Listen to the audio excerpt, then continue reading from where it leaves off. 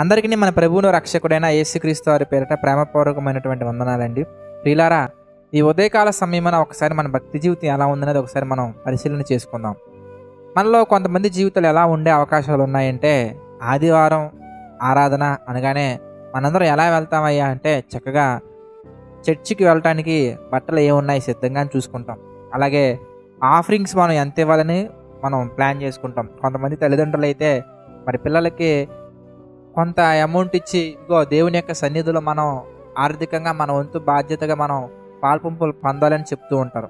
అదేవిధంగా మరి ఆ దినాన్ని ఎవరైనా కానీ రిలేటివ్స్ వస్తున్నా, ఫ్రెండ్స్ వస్తున్నా, ఏ వస్తున్నా కానీ ఎలాంటి స్కెడ్యూల్ ఉన్నా కానీ అది క్యాన్సిల్ చేసి పాసిబుల్ అయితే అది నెక్స్ట్ రీస్కెడ్యూల్ చేసుకుంటాం. ఇలా మనం ఎంతో చక్కగా జర్నీ ప్లాన్ చేసుకుంటాం. మన ఇంటి దగ్గర నుంచి మందిరానికి ఎలా వెళ్ళాలి, అక్కడి నుంచి మళ్ళీ రిటర్న్ ఎలా ప్లాన్ చేసుకుంటాం, అన్నీ మనం చక్కగా ప్లాన్ చేసుకుంటాం. అక్కడితో మన భక్తి జీవితం అయిపోయిందని అనుకుంటూ ఉంటాం. అయితే మీకు ఒక చిన్న ప్రశ్న వేస్తాను, ఒకసారి ఆలోచించండి my dear brothers and sisters. ఒక పిల్లవాడు లేదంటే ఒక స్టూడెంట్ ఎవ్రీడే స్కూల్ ఆర్ కాలేజ్కి వెళ్తూ ఉన్నారు. ఎవ్రీడే వెళ్తున్నారు, చక్కగా మంచి యూనిఫామ్ వేసుకున్నారు, ఒక మంచి టై పెట్టుకున్నారు, చక్కగా బుక్స్ కూడా కొనుక్కున్నారు, స్కూల్కి వెళ్తున్నారు లేదా కాలేజీకి వస్తున్నారు. లేదా ఒక హాస్పిటల్ ఉందనుకుందాం, ఏదో మనకైతే ఒక ప్రాబ్లం వచ్చింది, హాస్పిటల్కి వెళ్తున్నాం మళ్ళీ వచ్చేస్తున్నాం, హాస్పిటల్కి వెళ్తున్నాం మళ్ళీ వస్తున్నాం. కానీ మన రోగం అనేది నయం అవ్వదండి. అలాగే ఆ స్టూడెంట్ కూడా ఎగ్జామ్లో పాస్ అవ్వరండి. ఎందుకంటే స్కూల్కి లేదా కాలేజీకి వెళ్ళొచ్చినంత మాత్రాన మనం పర్ఫెక్ట్ అని కాదండి. అలాగే హాస్పిటల్కి వెళ్ళొచ్చినంత మాత్రాన మనం ట్రీట్మెంట్ చేయించుకున్నామని కాదండి. హాస్పిటల్కి వెళ్ళి సరైన డాక్టర్ని కాంటాక్ట్ అయ్యి లేదా కన్సల్ట్ అయ్యి ప్రాబ్లం ఏంటో మనం తెలుసుకొని ఆ ప్రాబ్లంకి సంబంధించిన ట్రీట్మెంట్ చేయించుకొని అలాగే మన మెడిసిన్స్ ప్రాపర్గా యూస్ చేస్తేనే తప్ప మన రోగం అనేది నయం అవ్వదు. అంటే స్కూల్కి వెళ్ళిన వాళ్ళు చదువుకోవాలి, హాస్పిటల్కి వెళ్ళిన వాళ్ళు ట్రీట్మెంట్ చేయించుకోవాలి. అదేవిధంగా మందిరానికి వెళ్ళిన వాళ్ళు మనస్సును యేసయ్యకి అనుకూలంగా మార్చుకోవాలి. ఎవరైతే చర్చ్కి వెళ్తున్నారో వాళ్ళ క్యారెక్టర్ని ఇంప్రూవ్ చేసుకోవాలి. అనగా పాపాన్ని విడిచిపెట్టే ప్రయత్నం కాదు, పాపాన్ని విడిచిపెట్టాలి, పరిశుద్ధంగా నడుచుకోవాలి. అలా నడుచుకోకుండా మనం ఎంత చేసినా కానీ ప్రియులారా అవన్నీ కూడా బూడిదలో పోసిన పన్నీరులాగే మారిపోతాయండి. ఇలాంటి క్యారెక్టరే మనకి కొంతమంది దగ్గర మనకి బైబిల్లో కనబడుతుంటుంది. వాళ్ళ గురించి యేసుక్రీస్తు వారు ఏం చెప్పారో మనం చూద్దాం.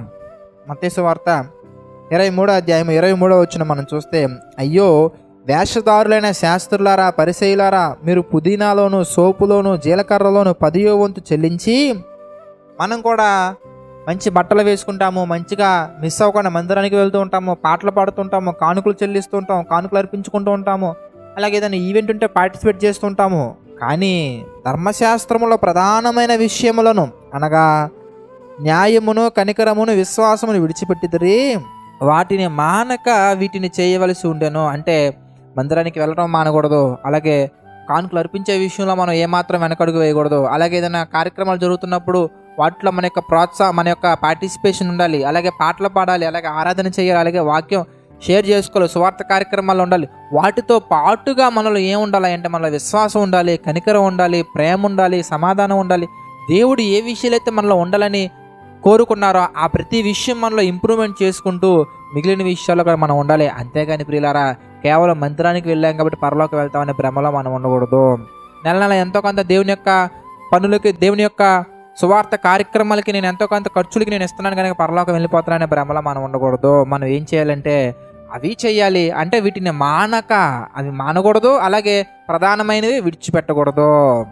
కనుక my dear brothers and sisters, ఇదే సందర్భం మళ్ళీ చదువుకుందామండి. కింద కంటిన్యూషన్లో, అందులైన మార్గదర్శకులారా, దోమ లేకున్నట్లు వడియగట్టి ఒంటెను మింగువారు మీరే.